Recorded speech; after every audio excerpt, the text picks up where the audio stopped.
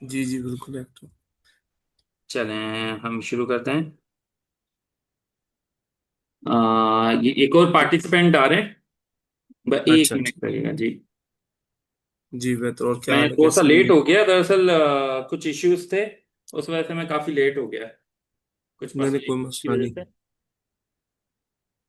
गुज़िश्ता ईद मुबारक है। हाँ, खैर मुबारक, खैर मुबारक। सबसे पहले तो ये, आपको इस रिपोर्ट में ये रिपोर्ट नजर आ रही है आपको? जी अ, जी ओपन हुई भी हेलो, है। अस्सलाम वालेकुम। एफ शैन, एफ सी। घर में हो जी आप? ऑनलाइन हो? एक मीटिंग ज्वाइन करो मेरे साथ आप। अच्छा अच्छा, चलें ठीक है। Okay okay okay. नहीं नहीं, अभी ये आप नमाज पढ़ने चल जाए, मैं कर रहा हूँ। ओके। ओके, अल्लाह हाफिज। तो चलें शुरू करते हैं। सबसे पहले ठीक आप है। ये बताएं, आपको इसमें क्या प्रॉब्लम आ रही है रिपोर्ट्स में? आप निकालना प्रॉब्लम। चाह रहे हैं आरओई? हाँ मैं आरओई भी कर रहा था। बस हम्म। कंफ्यूजन ये थी कि मैं असल में क्या होता, थोड़ा सा ना बीच में मैंने पीछे चैट जीपीटी भी खोला हुआ था कि अब यार मैं कैलकुलेशन के बाद ना मैं एंटर करता था तो वो मुझे कुछ और नंबर बताता था। तो फिर मैं हैरान हो गया। फिर असल में क्या, वो फाइल मैंने खोली, फिर मैंने दो बैलेंस बैलेंस शीट देखी ना, हम्म। तो उससे फिर मैं कंफ्यूज हो गया भाई लेनी कौन सी वाली है। सही। उसमें होता है तो कंसोलिडेटेड और होता है एक अनकंसोलिडेटेड। यानी एक ग्रुप हम्म, वाली और एक एक सिर्फ कंपनी की और एक उसके पूरे ग्रुप की रिपोर्ट। अच्छा जी। इस वजह से ये दो स्टेटमेंट होती हैं, और ये दो स्टेटमेंट हर एक में नहीं होती रिपोर्ट में। कुछ ऐसी रिपोर्ट्स होती हैं, जैसे एक ये है, ये है इनकी फाइनेंशियल पोजीशन है ये, और उसके बाद यही वाली एफएफसी की यही वाली रिपोर्ट थी ना? जी जी। हाँ 2752 यही फाइल नंबर था। हाँ हाँ यही खोल के बैठा हुआ था मैं। जी ठीक जी। है। इसी में ही आप ये एक तरह से ये वाली कौन सी है, ये है प्रॉफिट एंड लॉस वाली है, और इसके बाद आगे कहाँ है प्रॉफिट एंड लॉस वाली? ये कैश फ्लो है, कैश फ्लो है। फाइनेंशियल पोजीशन, और ये आ गया प्रॉफिट एंड लॉस। जी जी अब ये देखें, ये क्या है? कंसोलिडेटेड। हम्म। जी जी जी। कंसोलिडेटेड है, और ये वाली जो है, एक मिनट का है, financial position, profit and loss, ये अनकंसोलिडेटेड रिपोर्ट है। इसमें लिखा हुआ नहीं है। यानी ये अनऑडिटेड लिखा है। अनकंसोलिडेटेड है। सबसे अच्छा। पहले हम इस पे आ जाते हैं। सबसे पहले आपको एक बात मैं बताता हूँ, इतनी डिटेल वाइज अगर आप किसी आप उन स्टॉक्स की डिटेल वाइज आप फाइनेंशियल रिपोर्ट चेक कर सकते हैं। वैसे तो चेक तो सभी की करनी चाहिए। सबसे पहले हमें इसमें क्या देखना होता है, जैसे आपने सीखा होगा कैश फ्लो का, तो आपके समझ में आ गया होगा कैश फ्लो आप किस तरह चेक कर सकते हैं। जी हाँ। नहीं लेकिन उसमें मैं बड़े बेसिक सा समझा था जो आपकी हम्म। जो वीडियो थी। लेकिन हाँ उसमें बस यही पूछना था कि जैसे मिसाल के तौर पे कैश फ्लो अब बच रहा है तो this is a positive stand ना कि भाई आ, ऑपरेशंस पूरी मुकम्मल करने के बाद भी ये बेहतर है। लेकिन इसमें कोई प्री डिफाइंड है कि यार इतने लेवल से ऊपर हो तो अच्छा है, इतने देखें, मैं लेवल आपको से। एक बात बताऊं, हम्म हमेशा जो है ना, लाजमी नहीं है कि आप बल्कि मैं इसी पे खोल के बताता हूँ। देखें, कुछ चीज़ें मैं आपको बताता हूँ। फाइनेंशियल चेक करना ना, ऐसा नहीं है कि जैसे मैंने आपको समझाया, आपको मैंने तरीके बताया, उन्हीं तरीकों में मैंने आपको बताया कि ये रिपोर्ट वाइज इसमें कुछ ऐसे रीजंस होते हैं जिन रीजन की वजह से कुछ चीज वैसे तो नेगेटिव है, लेकिन उस कंपनी के लिए पॉजिटिव है। हम्म।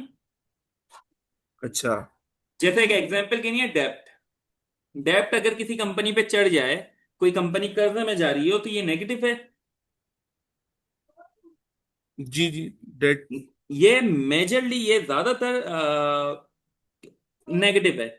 लेकिन हर कंपनी के साथ लाजमी नहीं कि वो नेगेटिव हो। जैसे अभी रिसेंटली एमएलसीएफ ने पाइनर सीमेंट को एक्वायर किया है, तो एक्वायर उन्होंने डेप्ट लेके ही किया है। अच्छा अच्छा पायनियर सीमेंट। अच्छा हाँ। ठीक है। अब वो मेपल लीफ सीमेंट ने पाइनियर सीमेंट को एक्वायर कर लिया, डेप्ट ले लिया उन्होंने, अब डेप्ट लेके तो एक्वायर कर लिया, लेकिन वो डेप्ट वो उतारेंगे किससे? वो क्या पाइनियर सीमेंट के शेयर बेच के उतारेंगे? नहीं, उसका मुझे आइडिया नहीं। वो जाहिर सी बात है, अदर इनकम से और अपनी इनकम में से अमाउंट निकाल निकाल के वो उसके इंटरेस्ट के साथ अपने कर्ज की जो उन्होंने जो भी उन्होंने एग्रीमेंट किया होगा, जैसे 5 साल 10 साल में वो कर्ज उतार देंगे, 5 साल 10 साल में वो कर्ज उतार देंगे। अब कर्ज तो उनके ऊपर से खत्म हो जाएगा, लेकिन पायनियर सीमेंट के शेयर्स उनमें ऐड हो जाएंगे। जैसे कि एग्जाम्पल के लिए एमएलसीएफ की रिपोर्ट देख लेते हैं।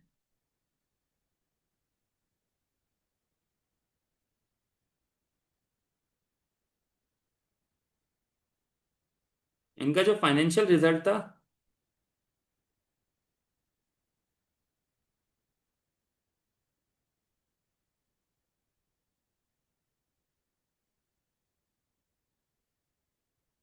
इसके ऊपर जरा नजर डाल लेते हैं।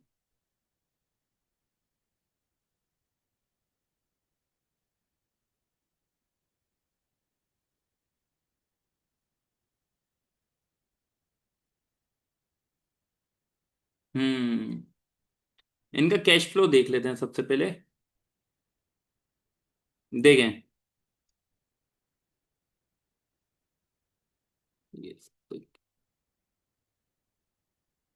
अब ये देखें, cash flow from investing activities. Hmm. अब ये देखें, purchase of properties and plant and equipments. Equipment.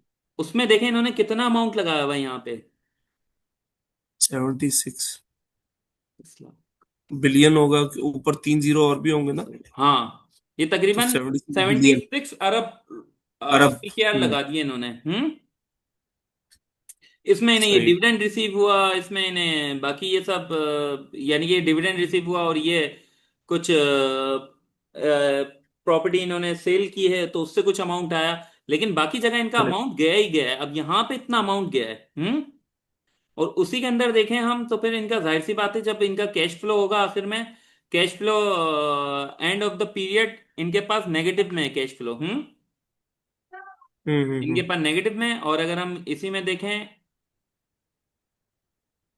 फौजी फर्टिलाइजर के पास अच्छा खासा पड़ा हुआ है बैलेंस। अगर हम इधर भी बैलेंस देखें तो अच्छा खासा पड़ा हुआ है, इनके पास अरबों रुपए पड़े हुए हैं। हम्म। लेकिन इनके हम्म। पास नेगेटिव में होने की वजह क्या है? क्योंकि इन्होंने काफी ज्यादा जो है इन्वेस्टमेंट कर दी। इसमें भी, इस तो क्वार्टर में भी इन्वेस्टमेंट इन्होंने खरीदा, पॉजिटिव और होते हैं। लास्ट क्वार्टर में भी इन्होंने खरीदा ही था। और पिछले साल के क्वार्टर में भी इन्होंने इसमें इन्वेस्टमेंट की थी। यानी कि ये लगातार इन्वेस्टमेंट करते चले जा रहे हैं, जिसकी वजह से ये अपने ग्रुप को बढ़ा रहे हैं। और अगर हम इनकी ईपीएस देखें,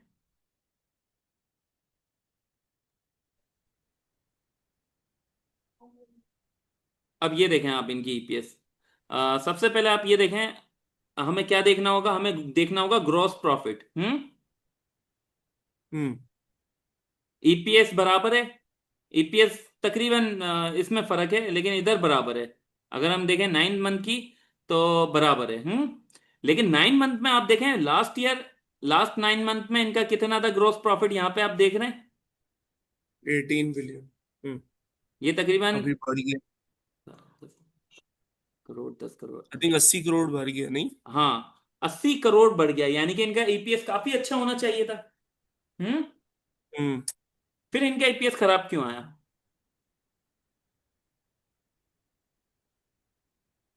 मतलब वो कम इसी आया। वजह से आया क्योंकि इन्होंने वहां उठा के इन्वेस्टमेंट कर दी। हम्म। कमाई तो बहुत हुई थी इनकी, यानी कि लेकिन जो इन्होंने अपने ऑपरेटिंग प्रॉफिट्स में से ऑपरेटिंग। काफी ज्यादा अमाउंट वहां लगा दिया। उसके अलावा बोरोविंग वो भी की, इन्होंने डेब्ट भी लिया। हम्म। हम्म। समझ रहे हैं? तो इस कंपनी के फंडामेंटल, नॉर्मल कंपनी के हिसाब से जो हमारे रूल्स हैं सीखने के, उसके हिसाब से थोड़े से चेंज है। अच्छा। जी। तो तो अभी जैसे ये अभी मिसाल के तौर पर ये चेंज आ रहा है, हम्म। अब इसकी मजीद बंदा कहाँ पर फिर सेक्टर के कुछ एनालिसिस से अंदाजा लगा सकता है नहीं कि भाई नहीं, ऐसा सीमेंट में नहीं है। ऐसे हो देखिए रहा है, मेरी ये स्पेसिफिक। एक बात सुने। जब भी आप इन्वेस्टमेंट साइट पे जाते हैं ना, हम्म। जब आप इन्वेस्टमेंट साइट पे जाते हैं, आप एसआईपी कर रहे हैं या आप इन्वेस्टमेंट कर रहे हैं, आप इन्वेस्टमेंट एक कंपनी में तो करते नहीं, आप 5 से 10 कंपनी में करते हैं। सही है। उस 5 से 10 कंपनी की आप हर मटेरियल इंफॉर्मेशन और फाइनेंशियल रिजल्ट आप पढ़ेंगे डिटेल से। हम्म। अच्छा, मटेरियल मतलब ये इंफॉर्मेशन क्या रीडिंग होती है? हैबिचुअल भी होना चाहिए, हम्म। ये डिटेल में पढ़ा जाए। हाँ नहीं, डिटेल में क्या, उनके नजर मारनी खासतौर पर मटेरियल इंफॉर्मेशन पे, बेसिक्स पे। हम्म। और जब भी कोई कंपनी कहीं इन्वेस्टमेंट कर रही हो या कुछ कर रही हो, वो मटेरियल इंफॉर्मेशन देगी आपको कि हम ये इन्वेस्टमेंट कर रहे हैं, या उसके शेयर्स अगर बेच भी रहे हैं तो तब भी आपको मटेरियल इंफॉर्मेशन देगी। बाकी जो डिटेल्स हैं, आप ये नोटिस वगैरह को आप भले इग्नोर कर सकते हैं या देख सकते हैं उन कंपनी के। बाकी मटेरियल इंपॉर्टेंट पता है क्या इंफॉर्मेशन है जैसे आपका? क्या होता है, hmm. It's at the time of investment, या मटेरियल इंफॉर्मेशन की डेफिनेशन क्या होती है जनरली? मटेरियल इंफॉर्मेशन ये वो इंफॉर्मेशन होती है जो कंपनी अपने ओनर्स को देती है कि जब भी क्योंकि बोर्ड ऑफ डायरेक्टर्स में कुछ ही डायरेक्टर्स होते हैं। जब वो कोई अच्छा। डिसीजन लेते हैं कि अपनी कंपनी के शेयर्स को, जैसे एक एग्जांपल के लिए वो कहीं इन्वेस्टमेंट कर रहे हैं, या कोई उनका प्लांट बंद हो रहा है, या वो कहीं इन्वेस्टमेंट करना चाह रहे हैं, या वो किसी चीज को एक्वायर करना चाह रहे हैं, किसी प्लांट को एक्वायर करना चाह रहे हैं, या वो अपने बिजनेस मॉडल में कोई चेंजिंग लाना चाह रहे हैं, या कोई सही। नया प्रोडक्ट लॉन्च करना चाह रहे हैं, सही। कोई भी बेसिक इंफॉर्मेशन वो मटेरियल इंफॉर्मेशन की सूरत में आपको बाकी ओनर्स को देते हैं। आप जो है इन्वेस्टमेंट कर रहे हैं या आपने कोई भी कंपनी का शेयर्स ले लिए हैं, तो आप उस कंपनी के ओनर हैं। सही। भले आप 0.00001% के क्यों ना हो, लेकिन आप उस कंपनी के ओनर हो, तो कंपनी ये इंफॉर्मेशन आपको देगी। ये पब्लिक, ये समझ लें, ये प्राइवेट लिमिटेड कंपनी नहीं है, ये पब्लिक लिमिटेड कंपनी है। इसके ये फ्री फ्लोट शेयर, ये जो फ्री फ्लोट शेयर हैं इतने, ये पब्लिक हम्म। के पास हैं। वो पब्लिक में 45% शेयर इसके फ्री फ्लोट हैं। फ्री फ्लोट हो रहे हैं, तो वो जो खरीद रहे हैं, जो बेच रहे हैं, या जो खरीदना चाह रहे हैं, उनके पास कंपनी की इंफॉर्मेशन तो होनी चाहिए कि कंपनी कर क्या रही है। तो हर इंफॉर्मेशन कंपनी, जाहिर सी बात है, आपका कोई कारोबार हो तो वो कारोबार में जो भी कुछ चल रहा हो, अब ऐसा नहीं कि जैसे कोई एक फैन बंद करना, ऑफ करना, ऑन करना, ये बात तो नहीं बताएंगे आपको। अगर आपका एग्जाम्पल के लिए एक छोटी सी कंपनी या एक कारखाना हो, लेकिन उस कारखाने में या उस कंपनी में या आपकी कोई शॉप है, उसमें कोई भी थोड़ी सी भी मेजर कोई चेंजिंग होगी या कोई सी भी एक्टिविटी होगी, तो वो आपको कंपनी के मुलाजमिन आपको बताएंगे नहीं बताएंगे? आपकी हम्म। उस शॉप की मैनेजमेंट आपको बताएगी नहीं बताएगी? सही। बताएगी ना। तो इसी तरह राइट। यही रूल अप्लाई होता है। ये मैं एक आसान अल्फाज में समझा रहा हूँ, एग्जांपल दे रहा हूँ इस तरह की, कि यही रूल अप्लाई होता है जब भी मैनेजमेंट कोई चीज चेंज कर रही होती है, कोई मेजर एक्टिविटी कर रही होती है, कोई भी ऐसी इंफॉर्मेशन जो उसके ओनर्स के पास होनी चाहिए, जो उसके ओनर को पता होनी चाहिए कि ये चेंजिंग हो रही है, तो वो मटेरियल इंफॉर्मेशन की सूरत में आपको देती है। और उसके अलावा भी अनाउंसमेंट होती है, उसके अलावा अदर नोटिस भी होते हैं, हर डिटेल कंपनी आपको देती है। और ये रूल है पीएसएक्स का, एसएससीपी का रूल है कि इस तरह कंपनी को अपडेट करनी होगी अपनी हर रिपोर्ट। सही। सही। अच्छा, दूसरा दूसरा ये था कि अब जैसे ये इंडस्ट्री एनालिसिस के लिए जो कंपैरिजन रेशियोज होते हैं या कंपैरिजन कोई भी नॉर्म्स होते हैं, उसके लिए फिर अब कोई ओपन सोर्स डेटा हमारे पास होता है, या कोई पेड न- सर्विसेज में ही इस आपको तरह प्रॉपर डेटा देखें, मिल रहा है, पेड या खुद सर्विसेज में मैन्युअली करना आपको पड़ता है? मुझसे तो पता चल जाएगा। जैसे आपने मेरे पास पेड सर्विस ली है, मैं आपको बता दूंगा कि ये टर्म्स हैं, इन टर्म्स पे आपको ये सेक्टर वाइज परफॉर्मेंस होने वाली है। लेकिन अच्छा। वैसे जो है ना, बेसिक चीजें हैं ज्यादातर। एक तो सीजनैलिटी होती है कुछ सेक्टर में, कि कुछ सेक्टर कुछ सीजन पे परफॉर्म करते हैं। जैसे एग्जाम्पल के लिए शुगर सेक्टर है, तो जब फसल उगती है गन्ने की, हम्म। ये एक देहाती ट्रिक है, जब भी फसल उगती है गन्ने की तो शुगर सेक्टर चलना शुरू हो जाता है। अच्छा। ये देहाती ट्रिक है, ये फॉर शुरू से चल एग्जाम्पल रही है ये पीएसएक्स में। सेक्टर वाइज अगर मैंने जैसे नॉर्म्स यानी कि जो बेसिक्स हैं, या जनरली कि भाई वो सेक्टर पूरे साल चलता कैसे है, एक एग्जाम्पल हो या ना भी हो, मतलब एक समझ आ जाए भाई फर्टिलाइजर की ये स्टार्टिंग पॉइंट होती है, या इस तरह, मतलब अपनी नॉलेज को इम्प्रूव करने के लिए, कि जैसे ही कोई किसी सेक्टर का शेयर नजर आए तो मेरे जेहन में, हाँ यार मेडिसिन में ये होता है, या मतलब बैकग्राउंड में बंदा 10-15 मिनट डेली कोई ना कोई एक सेक्टर को बस पढ़ता रहे, नॉट शेयर नहीं नहीं स्पेसिफिक, तो नहीं, ये उसके लिए इस कहाँ तरह नहीं से? होता। ये आपको खुद ऐसा ऐसा एक्सपीरियंस हो जाएगा वक्त के साथ साथ। अच्छा। आपको कितना टाइम हुआ है स्टॉक मार्केट में? कुछ भी नहीं ना अभी तो, मतलब आप समझे जो आपसे क्लास ली है, समझे बस वही वही टाइम हुआ है ना। देखें, स्टार्टिंग में, अभी बिल्कुल जैसे एक बेसिक है। एग्जाम्पल के लिए सीमेंट सीमेंट सेक्टर को किन किन चीजों से फायदा होता है। हम्म। एक एग्जाम्पल के लिए, क्योंकि हमने सीमेंट का शेयर ओपन करा हुआ है। सबसे पहले सीमेंट का समझते हैं। इसके अंदर सबसे जो इंपॉर्टेंट होती है ना सीमेंट के अंदर रॉ मटेरियल, वो होता है कोल, कोयला। सही। कोयले पे अगर रेट गिरेंगे तो सीमेंट की कॉस्ट नीचे जाएगी। हम्म। वर्ल्ड मार्केट अच्छा। में जब भी कोयले पे रेट गिरेंगे इंटरनेशनल मार्केट में, तब सीमेंट सेक्टर के लिए पॉजिटिव होगा दुनिया भर की, और सीमेंट सेक्टर परफॉर्म करना शुरू कर देंगे। हम्म। हम्म। प्लस सीमेंट, वैसे आप अपनी नॉलेज के हिसाब से मुझे बताएं, सीमेंट कौन से सीजन में ज्यादा बिकनी चाहिए। मैं ऑनेस्टली मैं खुद यूएई में होता हूँ, तो मुझे आइडिया पाकिस्तान नहीं का है। उस तरह भी आइडिया नहीं है। नहीं, तो मैं ये चीजें जो बॉर्न है एंड ना ब्रॉट अप भी आपको इधर वैसे पे, तो अलग अलग रिसोर्सेज से don't- पता चलेंगी। जैसे आप इंटरनेट पर माशाल्लाह से एआई का भी दौर है, उसके अलावा यूट्यूब के ऊपर आप वैसे भी सर्च कर सकते हैं। और बाकी ये कि आप हमारा जो ग्रुप है पर्सनल गाइडेंस में भी आप ऐड है ना। हम्म।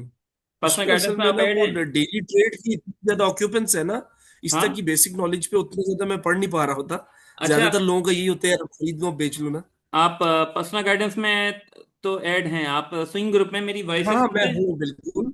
लेकिन उसमें वही बाय सेल के कॉल्स पे ज्यादा ना। नहीं असल नहीं, में ना उसके शाबे अलावा भी मेरा मैं थोड़ा डिटेल सा, शेयर कर रहा होता हूँ। अभी लास्ट टाइम जब हाँ यार फर्टिलाइजर सेक्टर जनरली तो मैं परफॉर्म नहीं कर रहा देखता था। रहता हूँ। हम्म। जी जी, मैं जनरली तो सारा वो हर तरह की हाँ वो देखता रहता हाँ। हूँ, लेकिन ज्यादा आप, उसमें वो बाय सेल के कॉल हाँ, बाय आ रहे सेल होते हैं। कॉल भी आ रही होती हैं, और जाहिर सी बात है क्योंकि वो ट्रेडिंग ग्रुप है। ट्रेडिंग ग्रुप के अलावा जी जी। उसके अंदर एक खास बात है, और ये पर्सनल गाइडेंस के अंदर बहुत खास बात है, कि आपको हर लिहाज से गाइड किया जा रहा होता है। जैसे एक एग्जांपल के लिए, लास्ट टाइम मैंने फर्टिलाइजर के जब शेयर्स गिर रहे थे, लगातार ही गिर रहे थे, एक एग्जांपल के लिए।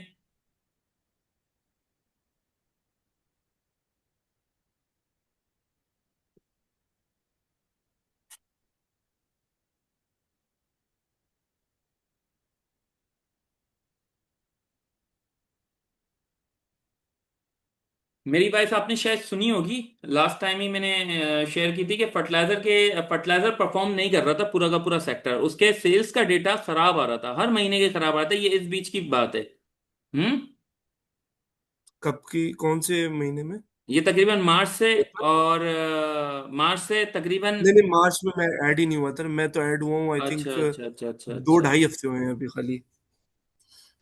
मैं तो ये जब आपका ये डीएनसीसी और ई कॉप बस उस वक्त स्टार्ट था ना, सही उस सही वक्त सही बस सही मैंने सही सही अकाउंट सही। ओपन करा बाकी था। एक एग्जांपल के लिए, कि फर्टिलाइजर्स ने सब्सिडी दी हुई थी पाकिस्तान के अंदर। इन्होंने जो है एक स्कीम दी हुई थी कि इन्होंने डिस्काउंट दिया हुआ था अच्छा। बोरी के ऊपर ना। जैसे डिस्काउंट, इन्होंने डिस्काउंटेड प्राइस के ऊपर फर्टिलाइजर सेल्स कर रहे थे, ये यूरिया सेल कर रहे थे।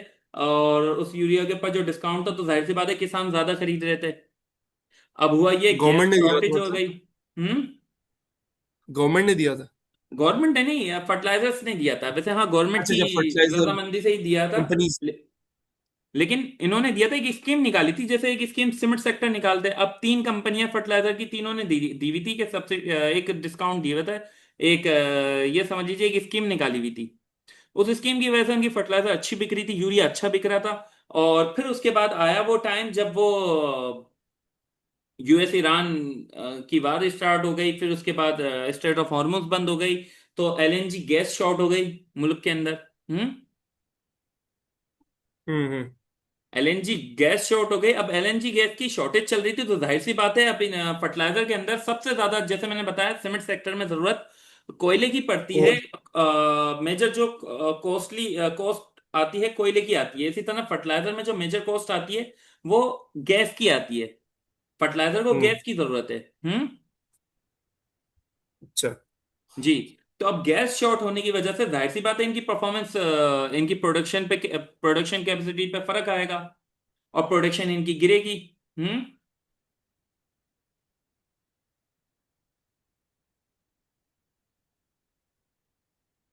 समझे आप? जी जी। मैं बोलता रहूं ना। अच्छा, इनकी जब प्रोडक्शन गिरी, तो फिर उसके बाद इन्होंने सब्सिडी अपनी वो जो निकाली हुई थी, इन्होंने एक स्कीम, वो स्कीम खत्म कर दी।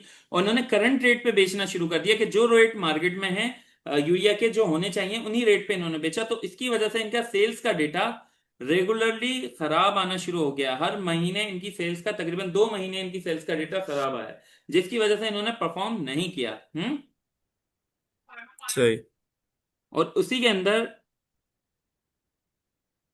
मेरे ख्याल से 24 मार्च लेकिन को। ये इंफॉर्मेशन के लिए, ये जो वॉर का पीरियड था, ये इनकी नॉर्मल परफॉर्मेंस का वक्त होता है, यानी कि ये परफॉर्मेंस टाइम होता है, यानी कि जो जो इनकी साइकिल होती है सेल की, हाँ।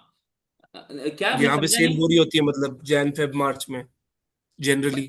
क्या क्या क्या क्या, दोबारा बोलिएगा। मैं कह रहा हूँ कि सालाना जनवरी फरवरी मार्च जिस वक्त जंग चल रही थी, हम्म। नॉर्मल वक्त के अंदर जंग के बगैर इनकी एक अच्छी नॉर्मल सेल चल रही होती है उस वक्त। हाँ, जाहिर तो सी उनका बात है, सेल्स। एनुअल रिजल्ट चल रहे होते हैं, और एनुअल रिजल्ट नहीं, ईयरली क्लोजिंग होती है, तो उसके ऊपर चल रहा होता है। अच्छा, उसके अलावा अच्छा। अभी जो मैं बात करना वाला था ना, इसको मैं अब आगे बढ़ाता हूँ। देखें, नॉर्मली फर्टिलाइजर को क्या नुकसान हो रहा था कि गैस नहीं मिल रही थी इन्हें। सही। उसी वक्त फिर उन्हीं दिनों, ये तकरीबन किस डेट को, ये मई 24 मार्च को 24 के। मारी, हाँ, तो मैं। मानी मारी मारी की तरफ से मटेरियल इंफॉर्मेशन आती है कि, ये देखें, कि ये प्लान कर रहे हैं कि 100% वर्किंग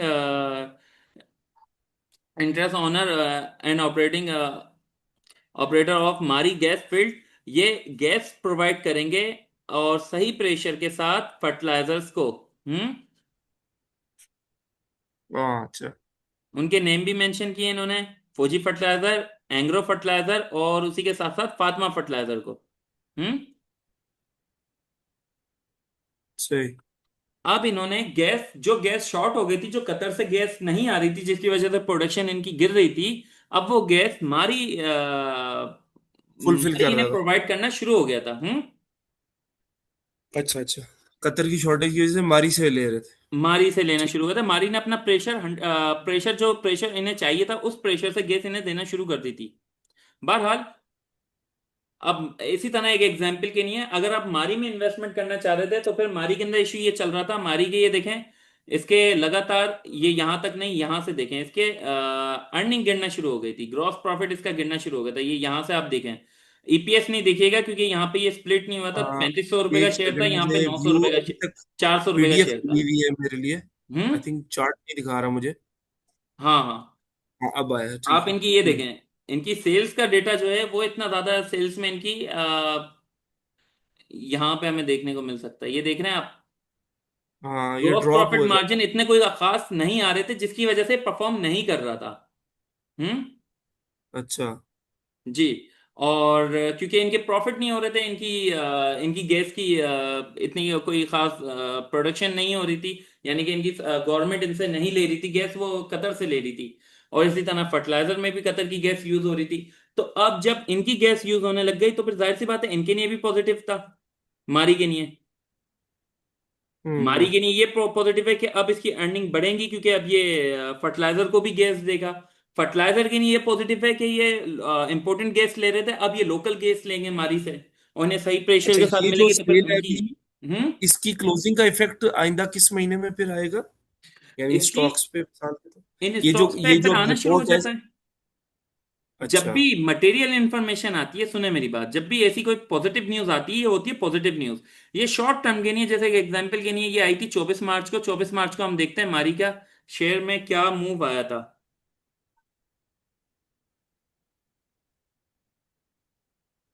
अब हम देखते हैं, ये देखें, हाँ, ये मार्च में। 17 मार्च को मारी का शेयर 600 रुपये पे था। 24 मार्च को, 18 मार्च, एक मिनट, 24 मार्च ये रहा। 24 मार्च को ये मटेरियल इंफॉर्मेशन आई, नेक्स्ट डे मारी 640 तक गया, बल्कि ये गया तकरीबन 650 तक। 650 तक जाने के बाद फिर वापस नीचे आया, यानी कि इसका इतना अच्छा मूव बना था नेक्स्ट डे, जिस दिन ये मटेरियल हम्म। इंफॉर्मेशन आई थी। हम्म।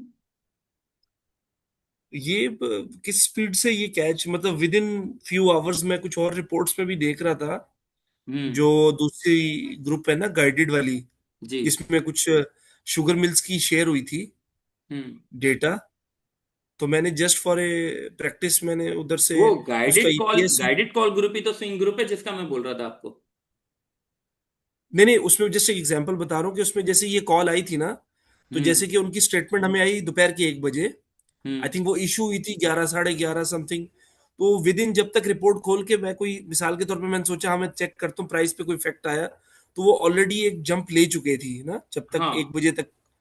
तो ये इतनी स्पीड से ये मतलब कि आपको जो डिस्काउंट या लो प्राइस पे खरीदना होता है, इसकी स्पीड कैसे डेवलप करेंगे ग्रेजुअली, मतलब कौन सी ऐसी देखें, एक्टिविटीज करनी जैसे चाहिए ही कि ये। रिपोर्ट आती है ना, रिपोर्ट को, जी। यही मैं आपको अभी समझाने वाला था। अभी आप सुनते चले जाएं, मैं आपको बता रहा हूँ। पहले मुझे अपना सही। लेक्चर आपको लेक्चर पूरा करने दें, उसी में आप ये सारे पॉइंट समझ जाएंगे। ठीक है। सही है, अब मैं पूरा करता हूं, गौर से समझिएगा। देखें, अब आप इस बात को नोट करें। ये फर्टिलाइजर के अंदर गैस शॉर्ट थी, गैस की कमी पूरी करी मारी ने। ये मारी के लिए भी फायदेमंद था, फर्टिलाइजर के लिए भी फायदेमंद था। मारी के लिए क्यों था? क्योंकि इनकी प्रोडक्शन बढ़ जाएगी, इनकी अर्निंग बढ़ जाएगी। अर्निंग बढ़ जाएगी, ये न्यूज आते के साथ शॉर्ट टर्म में तो उठ गया मारी, एक दिन में उठ गया। ये उठा 550-600 तक गया, लेकिन उसके बाद वापस गिर गया। तो जिन्होंने इस न्यूज की बेस पर बाय किया था, उन्होंने वहां पे अपसाइड पे अपना प्रॉफिट बुक कर लिया और वो निकल गए। लेकिन फंडामेंटली इसमें क्या मूव आया? फंडामेंटली क्या है इसकी? ये खत्म एक दिन में, एक दिन में खत्म नहीं हुई। एक दिन में भले मूव बन गई हो, लेकिन उससे कोई फर्क नहीं पड़ता। लेकिन कंटिन्यू, ये इस रिपोर्ट से ये साबित हो गया कि अब आने वाले रिजल्ट्स में इनकी अर्निंग में हमें बेहतरी देखने को मिलेगी। आने वाले साल में इनके रिजल्ट बेहतर से बेहतर होते चले जाएंगे, यानी कि हर क्वार्टर के रिजल्ट बेहतर होते चले जाएंगे, जैसे जैसे ही अपनी अर्निंग इनकी बेहतर होती चली जाएंगी। बहरहाल, अब उस पर आते हैं फर्टिलाइजर पे। फर्टिलाइजर पे जो खतरा था वो खतरा टल गया, और उसकी वजह से अब उनके रिजल्ट्स भी बेहतर हो सकते थे। तो ये जो न्यूज है, ये न्यूज वैसे तो इन दोनों के लिए फायदेमंद है, लेकिन उस वक्त फर्टिलाइजर के ऊपर इतना कोई खास इंपैक्ट नहीं आया। जैसे अगर हम देखें एफएफसी, इस पे भी आया होगा, लेकिन ऐसा कोई खास। अब ये देखें, 24 मार्च को ये भी गिरा था, 25 मार्च को ये भी उठा, लेकिन ज्यादा नहीं उठा। इतना भी नहीं उठा जितना नेक्स्ट डे, लास्ट डे गिरा था। मार्केट के साथ उठा, लेकिन ज्यादा नहीं उठा। ये सिर्फ 513 तक गया, फिर वापस गिर गया। यानी कि फर्टिलाइजर में इतना कोई खास मूव नहीं आया। लेकिन हाँ, इससे ये, इस रिपोर्ट से ये पता चल गया था कि फर्टिलाइजर को जो प्रॉब्लम आ रही है गैस शॉर्टेज की, जिसकी वजह से उनके सेल्स का डेटा भी खराब आ रहा है, जिसकी वजह से उन्होंने स्कीम भी खत्म कर दी। तो अब वो मसला हल हो गया, तो यानी आने वाले टाइम पे वो परफॉर्म कर जाएंगे। इस महीने सही नहीं आया, अगले महीने सही नहीं आएगा, लेकिन उसके बाद जब इन्हें गैस प्रॉपर मिलेगी, तो जाहिर सी बात है ये अच्छी प्रोडक्शन करेंगे और अच्छी यूरिया की डिस्पेचेस भी करेंगे।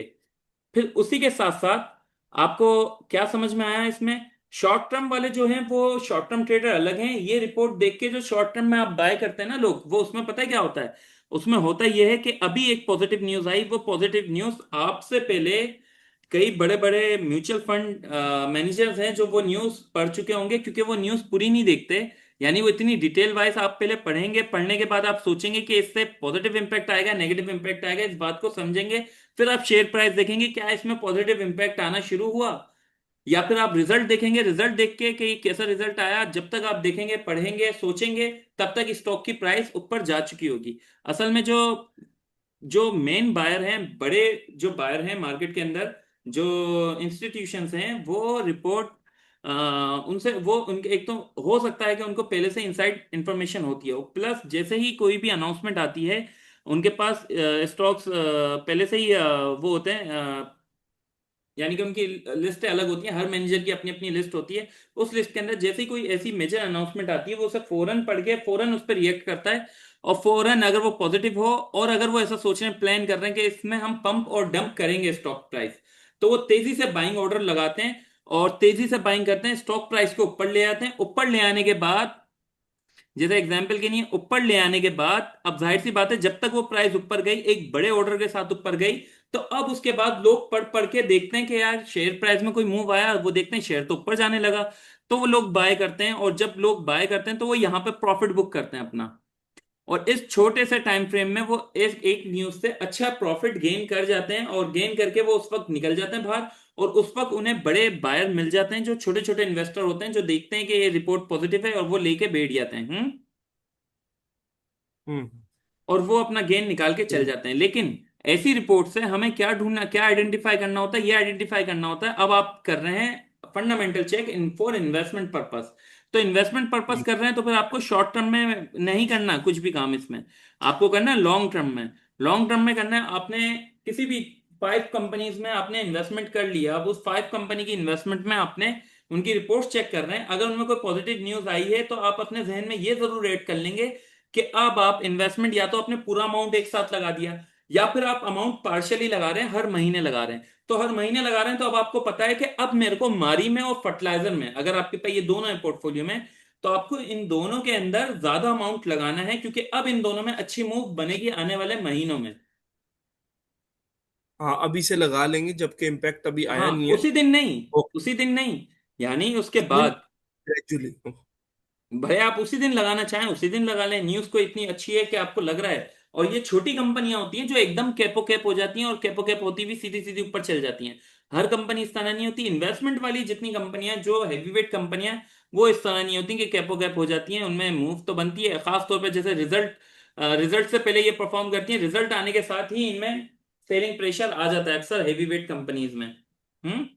तो वो कोई फायदा नहीं होता। बाकी ये, अगर आपने हर महीने इन्वेस्ट कर रहे हैं तो आपको पता है कि मुझे अब इसमें इन्वेस्ट करना है। बाकी अगर आपने 5 स्टॉक लिए हैं या 10 स्टॉक लिए हैं, आपने एक ही दफा सारा अमाउंट लगा के छोड़ दिया, तो उसमें अब ऐसा नहीं है कि आप एक सारा ही लगा के छोड़ दिया और 10 साल बाद आप देखेंगे वो अमाउंट कैसा है। तो उसमें आपका पैसा घूमता रहेगा ऊपर नीचे। उसके अंदर या तो आप ये करते हैं कि जो स्टॉक ज्यादा अच्छा परफॉर्म कर जाता है तो उसमें से 20% 30% शेयर बुक कर लेते हैं, और जो स्टॉक नीचे होता है तो उसमें बाइंग कर लेते हैं। तो आपको पता होगा कि अगर मैं कोई स्टॉक बुक करूं तो फिर मुझे नीचे से किन स्टॉक्स में बाइंग करनी है, कौन से स्टॉक करीब के महीने में, 3 महीने, 4 महीने, 6 महीने में ज्यादा अच्छा गेन दे सकते हैं। उन न्यूज के साथ आपको ये भी पता चल जाता है। अच्छा, जी। तो ये हमें अपना टॉप टिप कैसे पता चलती है कि मतलब कि भाई ये इसकी मैक्स ये लेवल है, इसके बाद इसने मिसाल के तौर पर अपने डिप की तरफ जाना है या अपना थोड़ा सा करेक्शन की तरफ जाना है? पी रेशियो की मतलब वजह से, पी सबसे रेशियो। इंपॉर्टेंट है पी रेशियो। ओके। और दूसरी बात ये कि शॉर्ट टर्म में आपको इसमें फंडामेंटल में आपको नहीं आइडिया होगा, ये आपको टेक्निकल में ही आइडिया होगा कि कहां से ये वापस नीचे जा सकता है, कहां से उठ सकता है। क्योंकि स्टॉक कंपनी के फंडामेंटल आपके बहुत स्ट्रांग हो, लेकिन ओवरऑल अगर पूरी पीएसएक्स मार्केट ही नीचे आ रही हो तो वो आपके स्टॉक को भी नीचे ले आएगी। हम्म। हम्म। यानी सेलिंग प्रेशर अगर ओवरऑल बना तो वो जाहिर सी बात है आपके पूरे स्टॉक्स को नीचे ले आएगी। लेकिन हाँ, जब आपको पता है, जैसे एक कंपनी है, एक एग्जांपल के लिए, एक कंपनी है साजगार इंजीनियर। साजगार इंजीनियरिंग जो है, ये कंपनी वो है जो कोई भी टेक्निकल की बेस पे जिसने भी बाइंग की होगी उसने एंजॉय नहीं की होगी ये रैली, सिर्फ और सिर्फ फंडामेंटल की बेस पे जिन्होंने बाइंग की है उन्होंने एंजॉय किया। अब ये देखें 5 साल का डेटा, ये कितने पे थी? 60 रुपीज। ₹60। अभी कितने पे? 2200। अब ये 2324, 2340 तक भी गई थी ये कंपनी। हम्म। अब आप बताएं आपको कहां लगेगा कि ये इसका हाई है, यहां से बाहर निकल जाना चाहिए? हम्म। फंडामेंटल की बेस पे मुझे बताएं। फंडामेंटली नहीं पता लगेगा क्योंकि नहीं पता वो लगेगा, पता प्रोग्रेस लगेगा क्यों नहीं नहीं आ रही है। लगेगा? सिंपल सा है, चलो। कैलकुलेटर है आपके पास। जी, रखा हुआ है। 2022 में इसका क्या रेट था? 2022 में। एक मिनट में यहाँ देखूं सन, ये आ गया 2022 में, ये था ₹50 का। हम्म। सही है। या ₹60 का 2022 में। 2022 में इसकी ईपीएस क्या थी? यूपीएससी 1.9। कैलकुलेटर में ऑन कर लेता हूँ।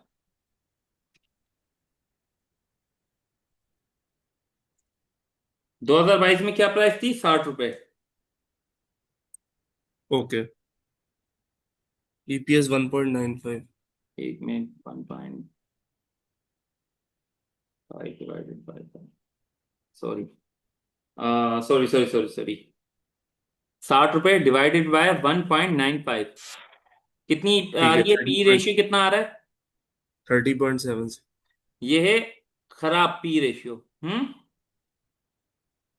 अब आप देखें 2023 में, एक मिनट, 2023 में क्या थी ईपीएस? ईपीएस 16 रुपए। 16.46। 16 रुपये। 16.46। 2023 में इसकी प्राइस क्या थी? यहाँ पे अगर हम देखें, 171। सही।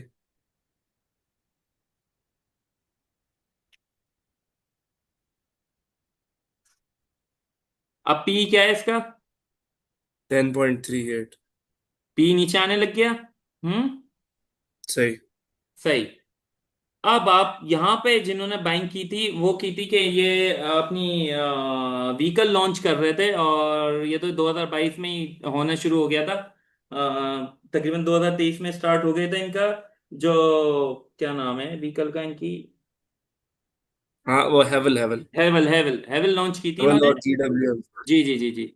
अब उससे हम्म। इनकी परफॉर्मेंस शुरू हो गई, प्लस इनकी अर्निंग स्टार्ट हो गई थी। अर्निंग की वजह से 2023 में उसका इम्पैक्ट आया कि इनकी अर्निंग हो गई 16 रुपए 40 पैसे। फिर उसके बाद इनकी 2024 की क्या थी अर्निंग? 131 रुपए। हम्म। हम्म। अब इधर अगर हम 2024 में देखें तो 2024 में इनका शेयर चल रहा था 1100 रुपए का, एग्जाम्पल के लिए। सही। क्या है ईपीएस इनकी? वन एक सौ थर्टी इकतीस वन पॉइंट टू नाइन अब क्या आ गया पी? 8.3।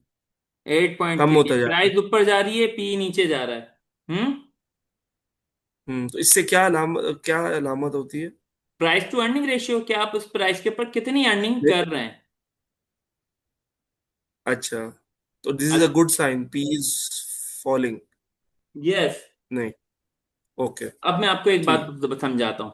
क्या आपको कब बेचना चाहिए? आपने ये सवाल किया था, किसी भी स्टॉक को कब बेचना चाहिए फंडामेंटली। हम्म।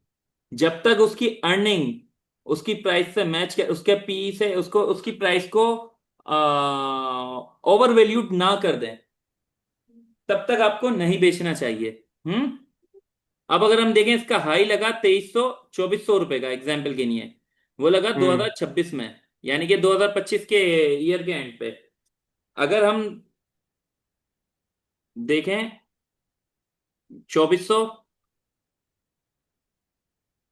क्या पी बना? 8.8। क्या बना था 2024 में? 8.3। 8.3। यानी कि अभी भी इसका पी खराब नहीं हुआ 2400 पे। करीब सेम सेम मतलब, पी नियर आपका बाय चल सेम रहा है, है। पी आपका बढ़ नहीं हाँ। रहा, यानी कि 1 रुपया कमाने के लिए आप 8 रुपए दे रहे हो इस कंपनी को। हम्म। सही। ये मैं सारी जो है अपनी लैंग्वेज इस तरह से यूज कर रहा हूं कि आपको आसानी से समझ में आए। प्राइस टू जी अर्निंग जी। रेशियो का मतलब ही यही है कि आप 1 रुपया कमाने के लिए कंपनी को कितने रुपए दे रहे हो।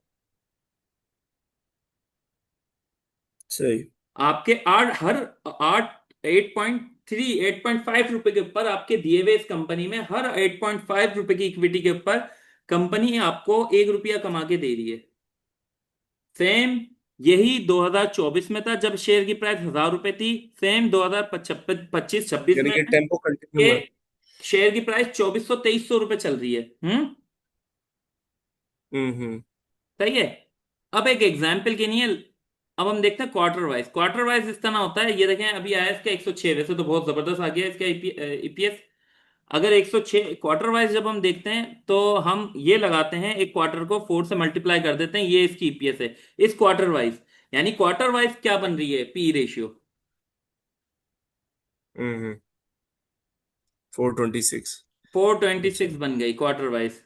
और अगर हम उसको ले आए 2216 डिवाइडेड बाय 426, तो पी तो 5 बनेगा, 5.2 बनेगा। यानी अभी इसका रिजल्ट कम। ऐसा आया है साजगार का कि अगर इस रिजल्ट के ऊपर आप, इस रिजल्ट ने एक क्वार्टर में, क्वार्टर 3 के अंदर 2026 के, कंपनी ने आपके हर 5 रुपए के ऊपर 1 रुपया कमा के दिया है। यानी कि बेहतर, और बेहतर हो गया। और बेहतर हो गया। अर्निंग्स करके दे रहे और इसमें रीजन क्या था? अब हम लॉजिकली भी देखते हैं, लॉजिकली हैं। क्या ओके। रीजन था। हम्म। लॉजिकली सेल्स बढ़ गई हैं। लॉजिकली ये रीजन सेल्स। है कि ज्यादातर लोग जनवरी में व्हीकल्स लेते हैं। अच्छा, लॉजिकल, एक मिनट, तो ये जब आपको कोई यानी नई कि ये गाड़ी ऑटो लेनी हो, सेक्टर। अगर उस वक्त नई गाड़ी लेनी हो, आपको नई व्हीकल लेनी हो, आप जैसे अगर आपको एक एग्जांपल के लिए हेवल लेनी है आपको, और चल रहा है नवंबर या चल रहा है अक्टूबर, तो आप कब लेंगे?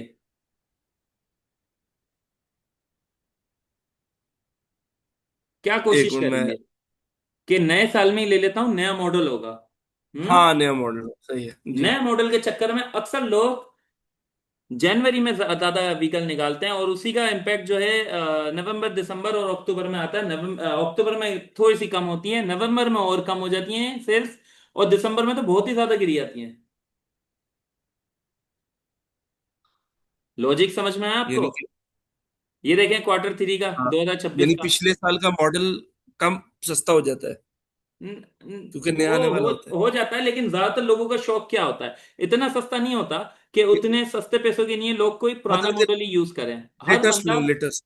हाँ, लेटेस्ट के चक्कर में होता है। अब ये देखें लास्ट 2025 के क्वार्टर थ्री में क्या रिजल्ट आया था, 103 रुपए। अब इसी का इम्पैक्ट आप देख लो चार्ट के ऊपर भी, यानी कि प्राइस के ऊपर। अब आप ये देखें ये क्या चल रहा है, ये तो फरवरी चल रहा है, छोड़ें। ये इधर देखें, ये चल रहा है अक्टूबर।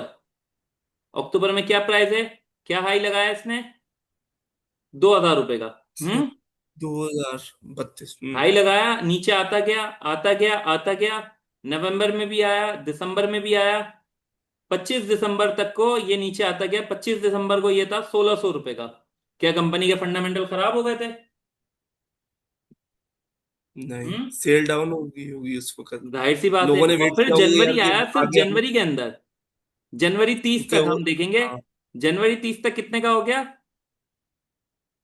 वो 220 200। 2300 रुपए का। हम्म। हम्म।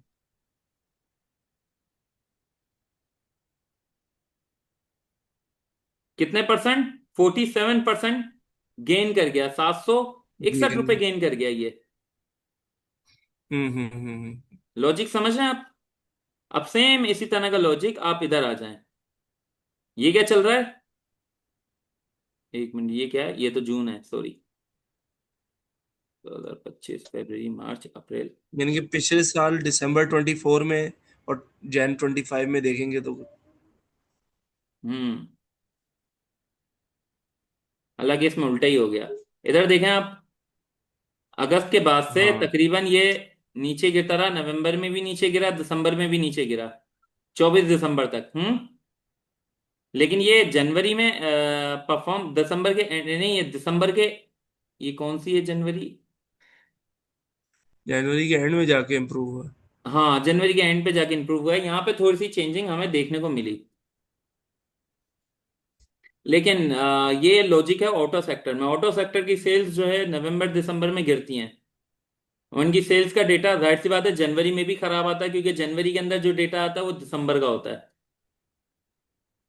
हम्म। हाँ। और फरवरी में जो डेटा आता है वो होता है,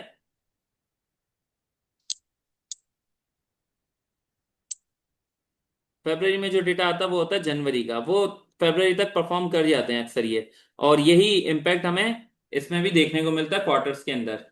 हम्म। ये इसी में ही नहीं, सही। आप एग्जाम्पल के लिए अगर कोई और बड़ी कंपनी देख लें ऑटो सेक्टर की।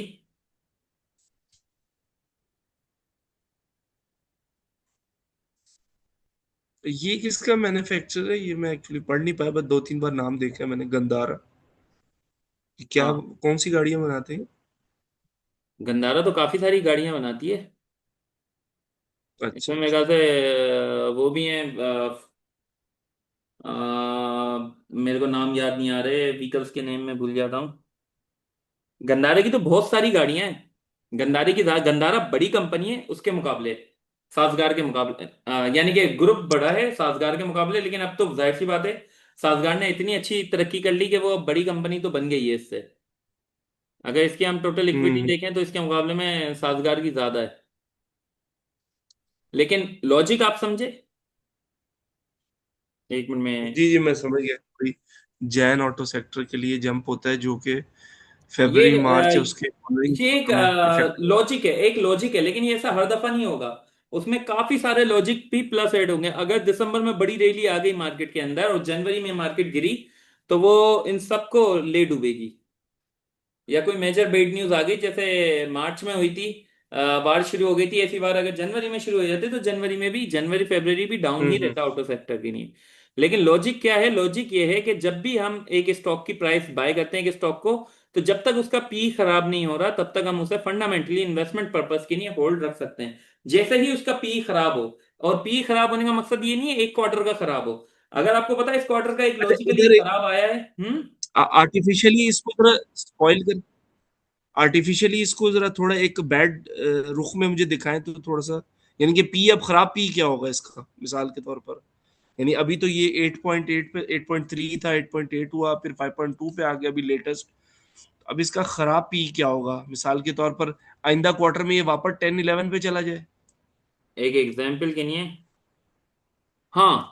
इसी का, इसी हाँ, लेकिन राजगार में रहते उसमें हुए ही। लॉजिक अब लॉजिक क्या 5.2 हो, लेटेस्ट है February। सुने, देखें, एक एक एग्जाम्पल के लिए अभी हम देखते हैं इसका जो खराब रिजल्ट आया था। जैसे अब अभी हम देखें क्वार्टर वाइज ही, इसका आया था 66 रुपए। वैसे तो अगर 66 रुपए को भी देखें,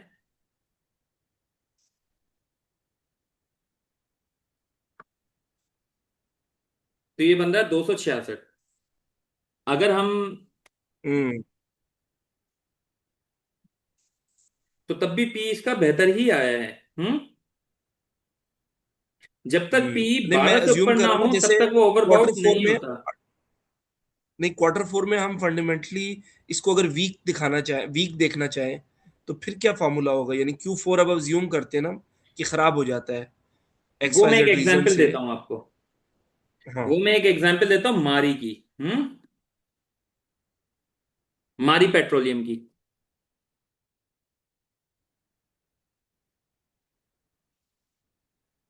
सॉरी, मारी पेट्रोलियम बोल रहा हूं मैं, मारी इंजीनियरिंग की।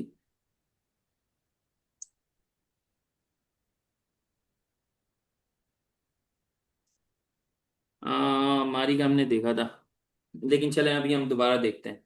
सबसे पहले इसको देखें आप। मारी ने हाई लगाया था,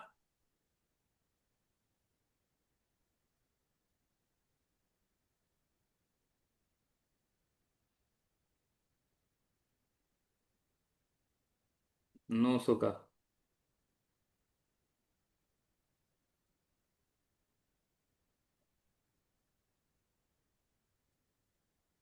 एक मिनट यहाँ देखते हैं हम।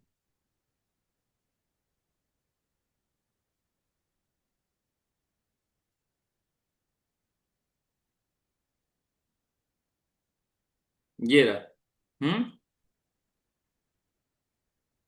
मारी ने हाई लगाया था तकरीबन 900 रुपए का। जी। 17 दिसंबर को।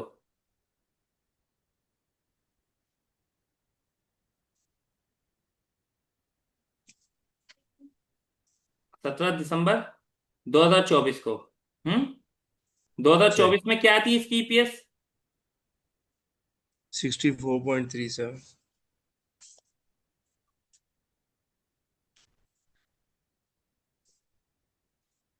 कैलकुलेटर ओपन कर दी हमने।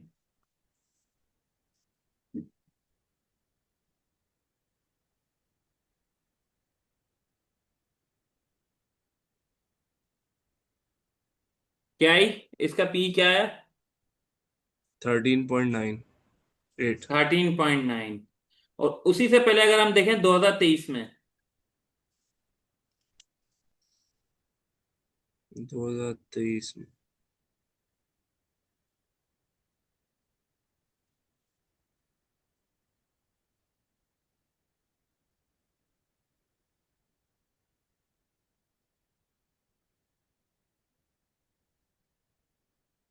2023 में इसकी प्राइस चल रही थी 1500 रुपए। हम्म। ये स्प्लिट से पहले की प्राइस है, तो वो चार्ट में नहीं दिखाएगा। 420 डिवाइडेड बाय 1500 या 1600 लगा लें। एक मिनट, सॉरी। नहीं, वाइस वर्सा। 3 420 2024 में, एक मिनट रुकें, 2023, 2024 के एंड में, अच्छा 2420, 2000 रुपये चल रही थी प्राइस इसकी।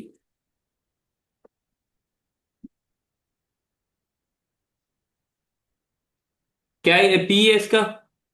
4.76। 4.76, कितना नीचे पी था इसका? हाँ मतलब बहुत बेहतरीन चल रहा 2024 था में। मतलब। अब ये मैं एक हर मिनट 5 रुपए के लिए मंथली टाइम फ्रेम पे जा एक रहा रुपया हूँ amount। या वीकली टाइम फ्रेम पे जा रहा हूँ, मैं आपको यहाँ पे दिखाता हूँ। अब ये चीज आप जरा देखें, ये चीज आप देखें जरा इधर। 2023-24 में क्या प्राइस चल रही थी इसकी? यहाँ पे 200 रुपये।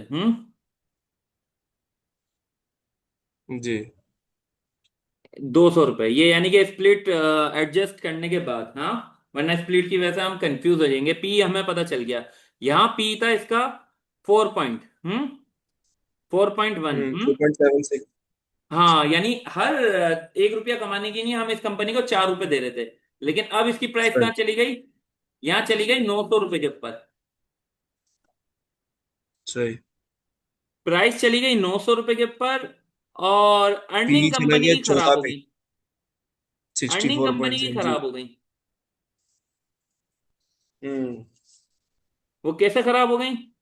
अब आप यहाँ देखें, ये ईपीएस तो आपको वो दिखाएगी, यानी कि ईपीएस का मतलब होता है earning per share, share price के हिसाब से दिखा रही है। लेकिन सेल्स और प्रॉफिट अगर देखें कंपनी का, तो यहाँ देखें, यहाँ प्रॉफिट अच्छा खासा है, यहाँ भी सही था, यहाँ पे भी बड़ा है, यहाँ एक gross profit, sorry, gross profit margin check करते हैं, तो ये देखें, ये ग्रॉस प्रॉफिट मार्जिन पहले से कम होता गया, और ये यहाँ पे आगे 2025 में तो और कम हो गया। और इधर ईपीएस ग्रोथ हम्म। तो हमें पहले से कम ही दिख रही है, कि कितनी नेगेटिव है 2024 और 2025 में।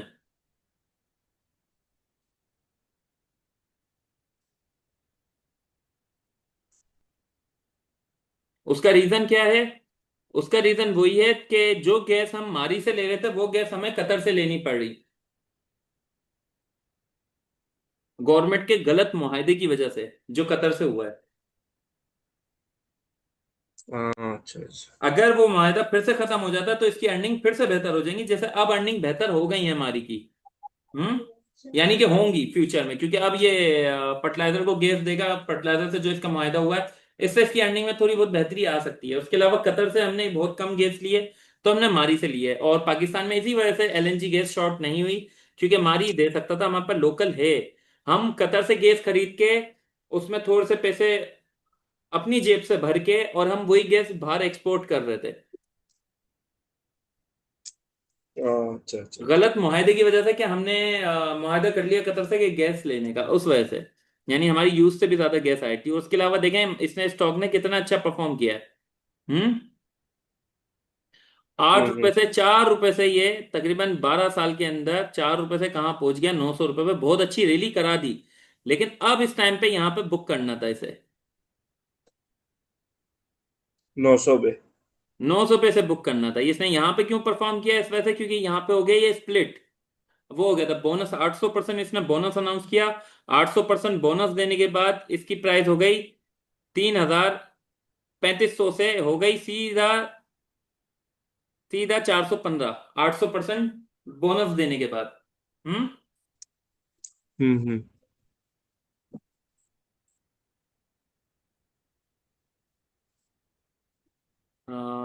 बोनस का नहीं दिखा रहा ये, समझ गया? तो ये सारे ठीक है अलग अलग समझ गया। फैक्टर होते हैं, और ये फैक्टर आपको कैसे समझ में आएंगे? कैसे? वक्त के साथ साथ, एक्सपीरियंस के साथ साथ। सबसे मेजर जो चीज है अच्छा। ना आपकी, आपको जो नोट करना है, वो नोट करना है पी रेशियो और ग्रॉस प्रॉफिट को। जब भी आप कोई किसी भी कंपनी की, जब आप फाइनेंशियल रिपोर्ट देखें ना, हम्म ग्रॉस प्रॉफिट क्यों देखेंगे हम? तो आप नेट प्रॉफिट देखते हैं ना, मतलब जो नहीं फाइनली बच रहा है, ग्रॉस प्रॉफिट से नहीं क्या नहीं नहीं अंदाजा नहीं होता नहीं है? नहीं, ग्रॉस प्रॉफिट ही तो इंपॉर्टेंट होता है। अच्छा। मैं ठीक है आपको बताता हूँ, मतलब मैंने किस? आपको उसमें मारी, उसमें नहीं बताया था आपको।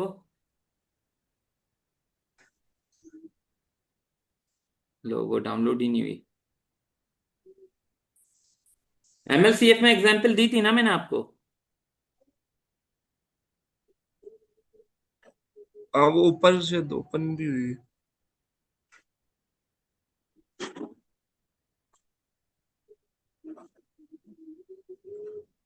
और आप जो है क्वार्टर वाइज अपने पास अपडेट करते हुए चले जाएं। देखें।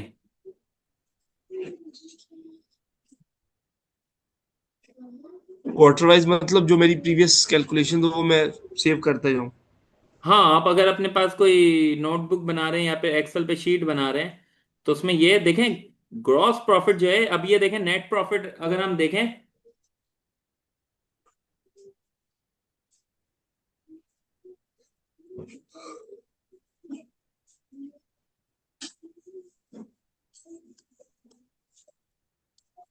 क्या बात है, मुझे मिल नहीं रहा नेट प्रॉफिट।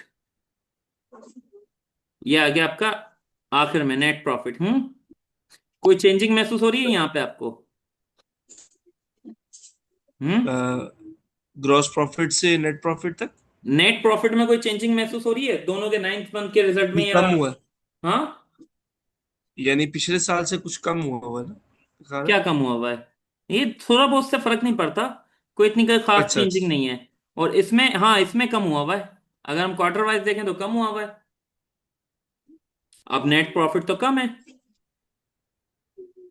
नेट प्रॉफिट भी आप देखें, लेकिन ग्रॉस प्रॉफिट पता है क्या इंपॉर्टेंट होता है? अब आप इधर देखें ग्रॉस प्रॉफिट को। हम्म। इधर हम्म। कितना है, इधर कितना है? हाँ ओके। ये ज्यादा ही नहीं है। 5.9 से हाँ इम्प्रूव और 7.1 पे हो गया। इंप्रूव हुआ है ना? कितना इंप्रूव हुआ है, कितने परसेंट इंप्रूव हुआ है? तकरीबन ये 18% या 21% इंप्रूव हुआ है। हम्म। और 9th मंथ में कितना सही। इंप्रूव हुआ है? 9th मंथ में भी तकरीबन 11% या 11% के करीब जी। इंप्रूव हुआ है। हुआ या नहीं हुआ? जी हुआ है। हुआ है ना? तो ग्रॉस प्रॉफिट सही। आपको क्या बता रहा है कि कंपनी, ग्रॉस प्रॉफिट आपको क्या बताता है? पहले आप सबसे पहले ये बताएं, आपने फाइनेंशियल, मेरा जो फंडामेंटल का कोर्स है आपने पूरा देखा है ना? जी जी जी देखा था कुछ पूरा। मिस तो नहीं किया ना? ग्रॉस प्रॉफिट, जी नहीं नहीं मिस नहीं किया। अब आप ग्रॉस बताएं। प्रॉफिट इज बेसिकली जो वेरिएबल कॉस्ट निकालने के बाद है, इसमें इनडायरेक्ट एक्सपेंसेस नहीं हिट हुए हैं। देखो, सबसे पहले ये आ जाता है आपका रेवेन्यू। हाँ रेवेन्यू ये ठीक आ है। गया आपका रेवेन्यू। रेवेन्यू में से कॉस्ट ऑफ सेल्स निकालने के बाद, जो यानी कि मेन मेन कॉस्ट है। मोटी मोटी वेरिएबल्स। मोटी कॉस्ट निकालने के बाद, जो होती होती कॉस्ट है, कॉस्ट ऑफ सेल्स। सही। जी निकालने के जी। बाद ये आपका निकला ग्रॉस प्रॉफिट, यानी कि कंपनी ने ये कमाया। अब लाजमी नहीं है नीचे कंपनी को किसी को उधार देना था, कोई प्लेंटी लग गई, कोई केस हो गया, कुछ एक्स वाई जेड, ये वो जो भी रीजन हुआ, जिन रीजंस में वो पैसा गया, बहरहाल ग्रॉस प्रॉफिट आपको बताता है कि कंपनी पहले से बेहतर कमाई कर रही है, पहले से खराब कमाई कर रही है।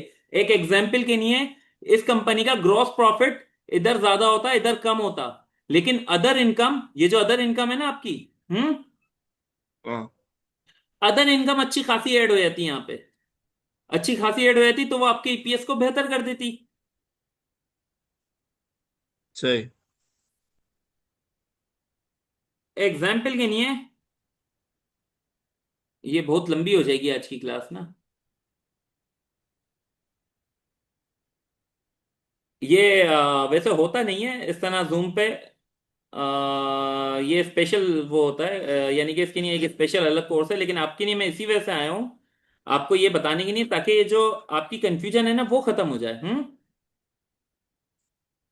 क्योंकि आप सीखना चाहते हो, जब कोई बंदा फंडामेंटल सीखना चाहता है ना, तो इस बात की मुझे पर्सनली तौर पर बड़ी खुशी होती है। हम्म। असल में मेन रीजन क्या है ना, मैं खुद भी पूरा डेली ट्रेड से अभी फिलहाल, मतलब ऑनेस्टली मेरी खुद इतनी हेक्टिक जॉब है ना, मैं हाँ, आउटडोर सेल्स में हूँ, खुद आउटडोर हाँ, सेल्स मैनेजर हूँ। तो इसीलिए मेरी अपनी जॉब इतनी हेक्टिक है ना, मेरे लिए पूरी तरह स्क्रीन के साथ लगना बड़ा मुश्किल है। इसलिए मैं उसको ना क्वार्टरली, जैसे आपको बताता रहता हूँ ना कि भाई क्वार्टरली में मैंने अभी लगाया, आइंदा उसका क्वार्टर आ रहा है उससे पहले थोड़ी चेकिंग की। यानी कि इन्वेस्टमेंट प्लेटफॉर्म से ही मैं उसको देखना चाह रहा हूँ, और उस वक्त मुझे मिसाल के तौर पर रेशियोज डिविएट हो रहे हैं, एक कंपनी से निकले दूसरे में इन्वेस्ट कर लिया। हाँ। अब उसी इस के लिए तरीके मैं से ना मतलब। आपको, जो मैं इतनी वो कोशिश कर रहा हूँ, इसी वजह से कर रहा हूँ कि आप जो है ना काफी बेहतर तरीके से समझ रहे हैं इंशाल्लाह। तो आपकी मैं पूरी अच्छा। हेल्प करूंगा इंशाल्लाह। बाकी आप ये चीज देखें जल्दी जल्दी, क्योंकि जल्दी से समझते हैं। देखें ग्रॉस प्रॉफिट यहाँ पे नोट करें आप। कोई खास चेंजिंग नजर आ रही है? बेहतर है, लेकिन इधर देखें आप, इधर टेम्पो है ना? इसमें देखें, बेहतर है लेकिन इतना बेहतर नहीं है। कितने परसेंट बेहतर है? ये 30% ऑलमोस्ट बेहतर है। 30% तकरीबन फोर्टी बेटर परसेंट है। बेहतर है। 40% सही है। बेहतर है ना? हम्म। अब ये अदर जी जी इनकम जी। में देखें आप, अदर इनकम में एकदम जंप है। हम्म। जंप है, तो उसका रिजल्ट आपको यहां देखने को मिलेगा। ईपीएस कितनी थी? 0.16। ईपीएस कितनी है? 4.15। वो पढ़ो। और इस शेयर की प्राइस ग्रो ही हो गया। 5 रुपए थी उस वक्त जब ये रिजल्ट आया था। हाँ। इसमें तो कैपो कैप हो जाना चाहिए थे मीडिया टाइम्स में, लेकिन नहीं हुआ। क्यों? क्योंकि अदर इनकम ऐड थी। और हालांकि वैसे हो जाना चाहिए, इसकी ग्रॉस प्रॉफिट बहुत अच्छा है, लेकिन ये पेनी स्टॉक यही होते हैं, पेनी स्टॉक चले तो बहुत अच्छा, नहीं चले तो नहीं चले। इसी वजह से इन्वेस्टमेंट पर्पस के लिए ये वाले स्टॉक, वैसे इन्वेस्टमेंट पर्पस के लिए थोड़ी बहुत क्वांटिटी रखी जा सकती है मीडिया टाइम्स की, ये 12, 15, 18 रुपए तक भी जा सकता है। बहरहाल, ग्रॉस प्रॉफिट मेन होते हैं जो आपको बताते हैं कि कंपनी ने अच्छा परफॉर्म किया। यहां देखें कितनी अच्छी परफॉर्मेंस है। ये किसकी अच्छा है? अच्छा मिप्पल अच्छा। लीफ की। कितनी अच्छी परफॉर्मेंस है ग्रॉस प्रॉफिट में। अब इसके बाद आ जाएं सेलिंग एंड डिस्ट्रीब्यूशन एक्सपेंसेस। सही। वो अलग है। एडमिनिस्ट्रेटर अलग है, जो कंपनी के वो होते हैं। बाकी अदर एक्सपेंसेस अलग है, अदर इनकम अलग है, ऑपरेटिंग प्रॉफिट अलग है, फाइनेंस फाइनेंस कॉस्ट अलग है, और फाइनेंस इनकम अलग है, जो इसमें से माइनस प्लस हो रही है, जो कभी कम कभी ज्यादा हो सकती है। इसका कंपनी की परफॉर्मेंस से कोई फर्क नहीं है। अच्छा। अगर ये कंपनी कल करा को पायनियर सीमेंट के शेयर बुक करती है, तो फिर इसकी अदर इनकम बढ़ जाएगी, क्योंकि जाहिर सी बात है इसके पास कैश आ जाएगा, अदर इनकम आ जाएगी। हम्म। हम्म। अगर अभी गवर्नमेंट ने टैक्स लगाया हुआ कम, गवर्नमेंट टैक्स इंपोज कर देती है, इस दफा ज्यादा कर देती है, तो फिर जाहिर सी बात है अगला रिजल्ट तो खराब आना है। क्योंकि अभी इतना कंपनी टैक्स दे रही है, तो बाद में पता नहीं कितना टैक्स देगी। तो टैक्स में भी अमाउंट करेगा, तो फिर नेट प्रॉफिट तो वैसे ही कम हो जाएगा। और इस कंपनी का तो नेट प्रॉफिट अभी भी खराब है। फिर भी आप देख रहे हैं स्विंग ग्रुप के अंदर, मैं बार बार रिकमेंड कर रहा हूं, एमएलसीएफ आपके पास होना चाहिए। गाइडेड कॉल में हम्म। आप देख रहे होंगे, एमएलसीएफ में बार बार रिकमेंड कर जी रहा हूं। जी जी। उसका रीजन ही यही है कि इस कंपनी के फंडामेंटल बहुत जबरदस्त हैं। फंडामेंटल क्यों जबरदस्त हैं, ये आप देख रहे हैं ग्रॉस प्रॉफिट के अंदर। सबसे पहले कंपनी का रेवेन्यू नोट कर लें, ग्रॉस प्रॉफिट, और आखिर में ईपीएस। नेट प्रॉफिट की जरूरत नहीं है, आपको ईपीएस बता देगी। ये तीन चीजें आप नोट करेंगे हर कंपनी की, जो जो आप इन्वेस्टमेंट के लिए चाह रहे हैं, सीखने के लिए।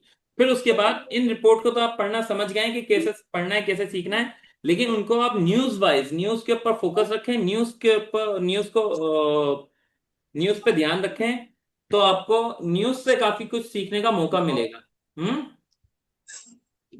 और सबसे हम्म। बेहतरीन जो है, आप हमारी जो न्यूज ग्रुप है अगर उसको ज्वाइन कर लें, तो उसके अंदर तो बताया भी जा रहा होता है कि आपको आपके लिए कौन से स्टॉक के लिए कौन सी न्यूज बेहतर है। उसका थोड़ा सा मुझे देखना पड़ेगा, क्योंकि वो मुझे लग रहा है मैंने रिक्वेस्ट डाली थी, वो जो ग्रुप नहीं, वो में आता अलग है ना। सर्विस है, अगर आप वो लेना चाहें और आपके पास टाइम हो उसे देखने का।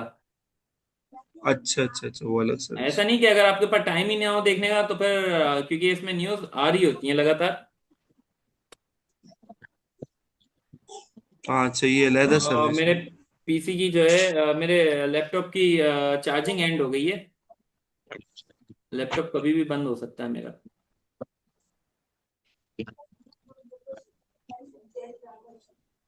अब ये देखें, जैसे इस तरह की आई है, ये देख रहे हैं न्यूज। हम्म। हाँ अच्छा अच्छा। हम्म। अब ये देखें, ये इस तरह की आई है। हम्म। ये जी। यार ये तो नुकसान ये वाली न्यूज पे तो नुकसान हो गया मेरा, यकीन कर। हाँ। आपने कहा ना वो बहुत लॉस था, शाम में बात हुई थी, तो हाँ। मैंने रिक्वेस्ट डाल के रख दी थी। वो मार्केट ने 63 पॉइंट समथिंग पे मैंने लगा दी थी। 64 पे शायद प्राइस मिली, सिस्टम ने, मतलब मैं इससे पहले कि ऐप ओपन करते सिस्टम ने सेल कर दिया। हाँ। सेल हो गया, घंटा ऐसी खामोशी थी, उसके बाद एकदम से ये चढ़ना शुरू हो गया सुबह में। यानी कि जो अब ये जुम्मे की देखें, ये सुबह ना। सेल्स का डेटा जो आ रहा होता है, ये सब इंपॉर्टेंट है। हम्म फंडामेंटल के लिए न्यूज बहुत इंपॉर्टेंट है, खासतौर पे इसे सीखने की नहीं है, समझने की नहीं है। हम्म। और ये हर न्यूज उसी की नहीं होती, इसमें अनाउंसमेंट भी ऐड होती है। सही। इसके इसके वैसे क्या चार्जेस होते हैं सेपरेटली?